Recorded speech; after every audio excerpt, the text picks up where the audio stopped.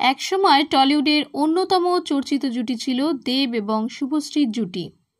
পরবর্তীকালে তাদের পথ আলাদা হয়ে যায়। শুভশ্রী বিয়ে করেন রাজ চক্রবর্তীকে এবং দেব রুক্মিণীর সঙ্গে সম্পর্কে জড়ান। তবে ধূমকেতু মুক্তি পাওয়ার সুবাদে বারবার চর্চায় উঠে আসছে এই জুটির প্রেম এবং বিচ্ছেদের গল্প।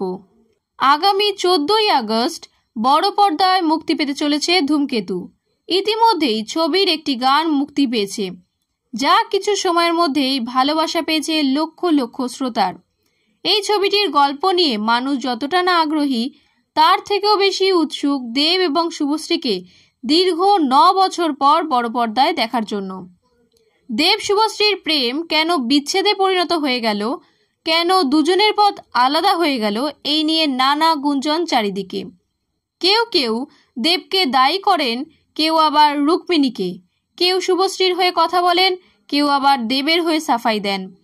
এই সব কিছুর মধ্যে সম্প্রতি ভাইরাল হলো দেবের একটি ইন্টারভিউয়ের ভিডিও।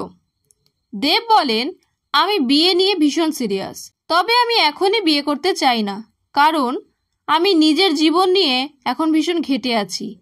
আমার কাজ, রাজনীতি, ঘাটাল, এই সব কিছু নিয়ে আমি খুব ব্যস্ত। আমার জীবনে যেই থাকুক না কেন, তাকে যদি আমি এখন বিয়ে করি তাহলে তাকে সময় দিতে পারবো না, ফলে সম্পর্ক ভেঙে যাবে।